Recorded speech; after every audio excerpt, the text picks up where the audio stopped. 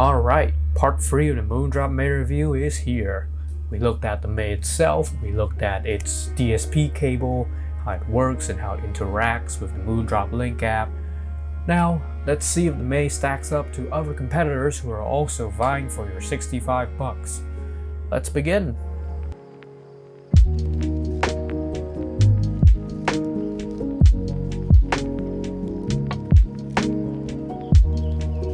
First, although I do not personally own the Truthear Hexa, nor the other IEMs that are mentioned in these comparisons, thankfully my local stores do have them in stock along with audition models, and I got the chance to audition the IEMs pretty thoroughly. So I'll use images provided by Lumi, a friend of the channel, for the Hexas whenever I can, and I'll use my personal images that I was able to capture when possible. With that out of the way, let's first consider the build of the Hexa versus the May. Honestly, they're very similar. Both have the same type of matte, smoky, semi-transparent resin combined with a metal front plate. However, the front plate of the May is a mirror finish with its clover patterns, whilst the Hexa opts for a more stealthy matte black metal front plate. Now the Hexa, it has a more edgy kind of shape, whilst the May's shell is more curvy, kind of like an ergonomic design thing. And I will note that the nozzle of the Truthear Hexa is a bit bigger than the May's. It's almost to the size of the Blessing 2 or the S8's nozzle. The cable on the Moondrop May, barring the difference of course of the built-in DSP chip, it feels a lot more premium than the Hexa's cable, which is just a normal kind of black braided cable that's kind of thin looking, not really my thing. Now on to the sound. Bass on the Hexa is a little less emphasized than on the May. The driver, it just doesn't punch with as much force as the Moondrop May here. Lower mids are equally warm, although the May's, it may be a bit thicker sounding. Upper mid-range on the Truthear Hexa are slightly less intense than with the Moondrop May, but both are trading blows in terms of the level of refinement on presentation here. Now with treble, the Hexa seems better extended, although on rare occasions it does become slightly grainy, whilst the Moondrop May has the edge in terms of the detail and the sharpness, even if it has a slight treble drop off afterwards. Technicalities, again, roughly similar on both. The Hexa's soundstage width is slightly wider.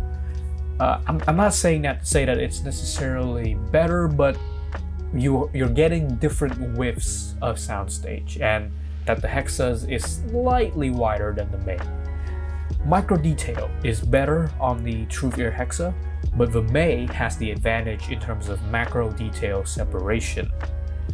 I'm pretty impressed with the Moondrop May that it can play ball with a Truthear Hexa using just one dynamic driver and a micro planar, whereas the Hexa is a quad driver combination of one dynamic driver and 3 balanced armatures.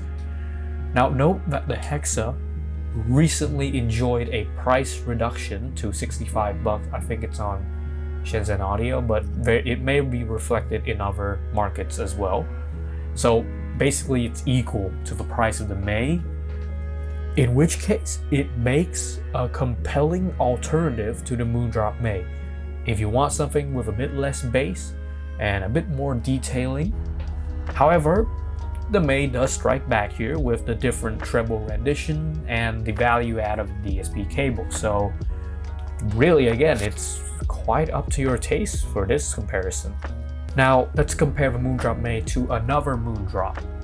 We have the recent Aria II, which sports a better build, being a substantially thicker metal shell, right?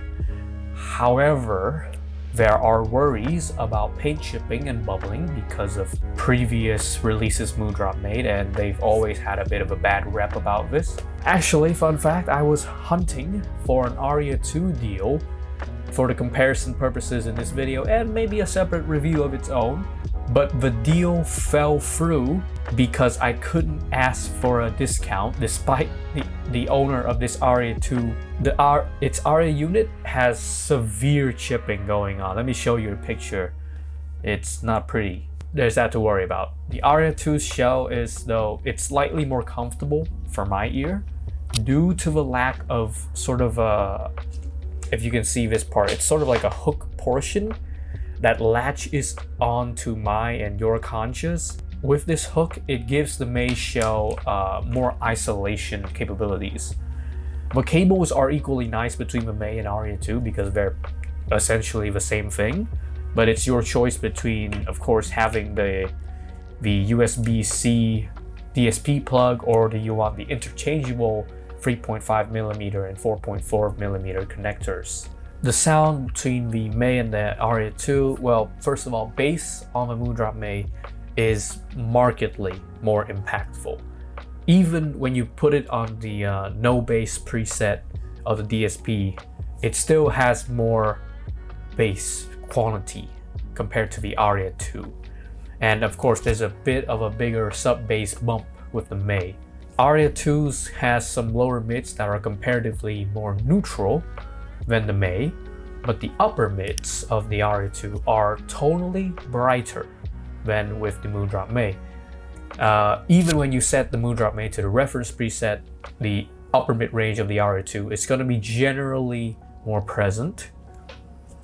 Now, because of that, the Aria II, it has a more sparkly and a bright vocal performance at the cost of sounding a bit shouty and overly compressed in some songs, whilst the Moondrop May, it's a little bit more reserved and it plays better in general use cases. Treble on the Moondrop May is again sharper, it's more well defined than the Aria II's.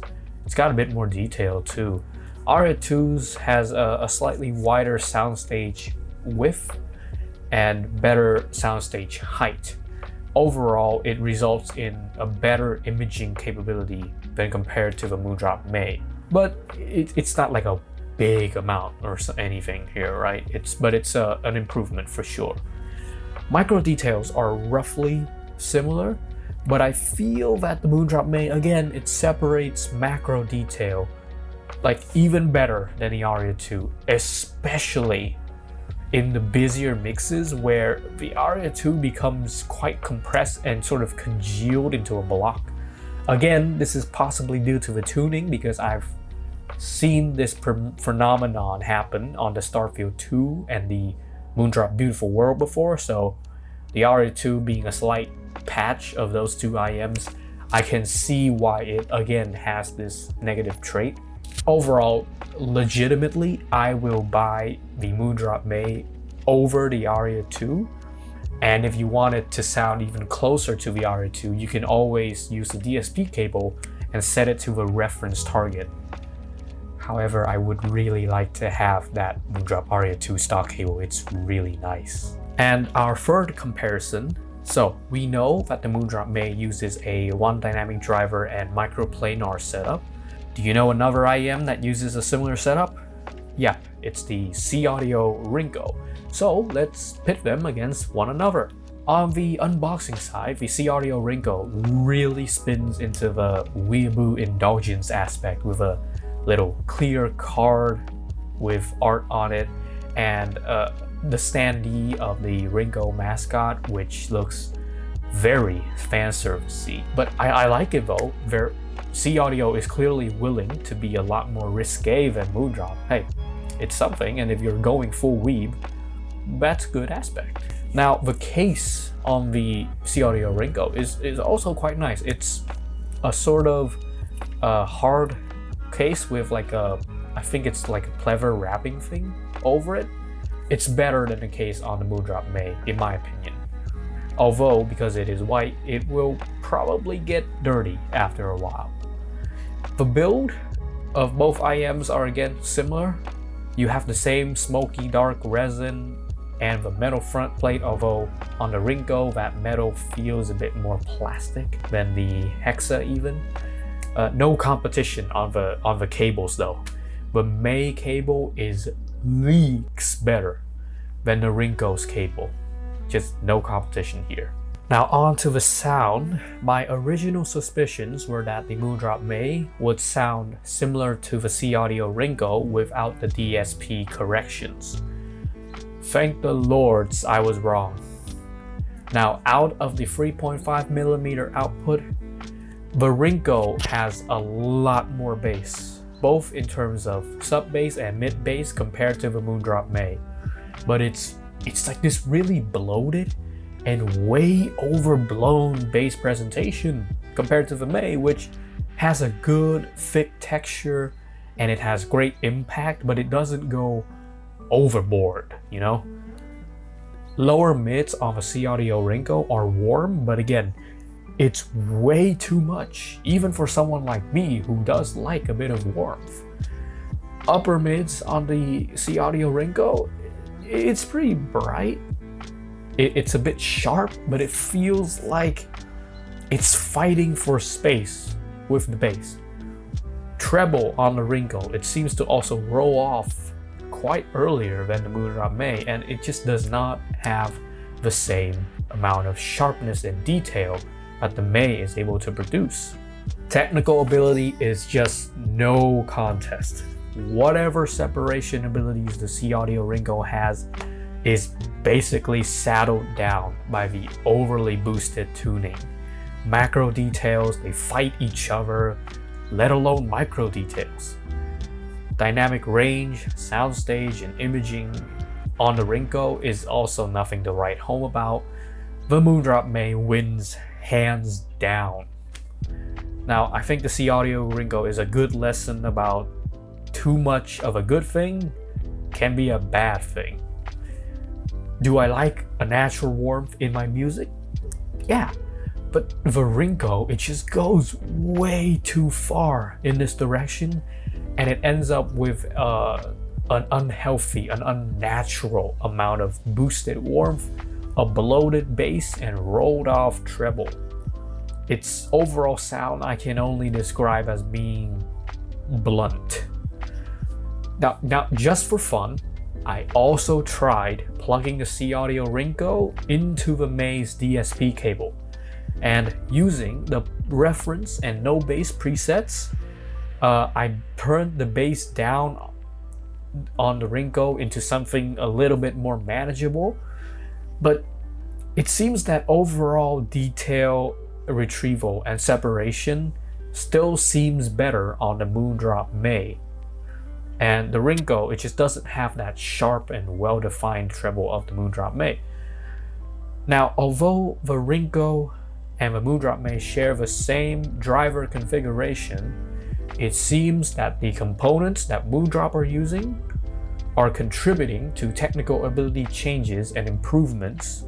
So it's not just the DSP tuning that's helping the Moondrop May, it's the driver setup itself. So again, I think you know who the winner is in this comparison. It's the Moondrop May, hands down.